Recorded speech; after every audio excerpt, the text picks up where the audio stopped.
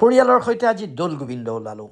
দৌল গোবিন্দ বহুত দিনৰ পিছত ওলাইছোঁ। খুব মন গৈছে যাবৰ কাৰণে। মেবি ভগৱানে মাতিছে, সেই ওলাই আহিলোঁ। এটা চিন দৌল গোবিন্দৰ বাহিৰ আৰু ভিতৰ আপোনালোকক দেখুৱাই যাম। চাবচোন, আপোনালোকেও ভক্তিত গদগদ হৈ যাব। এয়া মোৰ ফেমিলিৰ লগত, মোৰ বন্ধুবৰ্গ। বলক। চাৰিওফালে ভক্তপ্ৰাণ ৰাইজ, বুঢ়া বনিতা সকলোৱে লাইন পাতিছে। কোনেও কাকো দিগদাৰ কৰা নাই। এজনৰ পিছত এজন লাইন শাৰী পাতি আগবাঢ়ি গৈ আছে ভগৱানক সেৱা কৰাৰ কাৰণে। এয়া দৌল গোবিন্দৰ সন্মুখ ভাগ। কোনোমতে হেঁচা ঠেলা কৰি ভগৱানৰ দৰ্শন কৰিবলৈ পাই মনটো বৰ আপ্লুত হৈ পৰিল।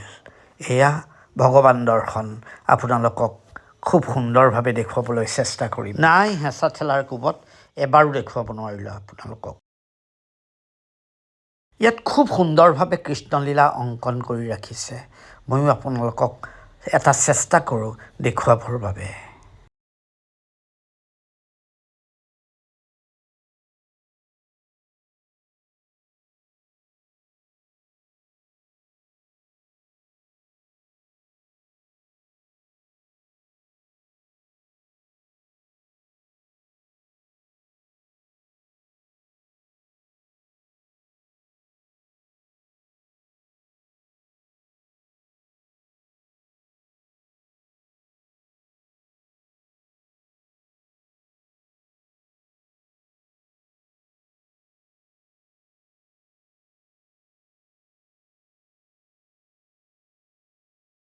বলক আমি প্ৰসাদ আৰু ভোগ খাওঁ একেলগে বহি। আহক, আপোনালোকো মোৰ লগত আহক। এয়া শাৰী পাতি ভোগ লৈছে, আমিও ল'লোঁ।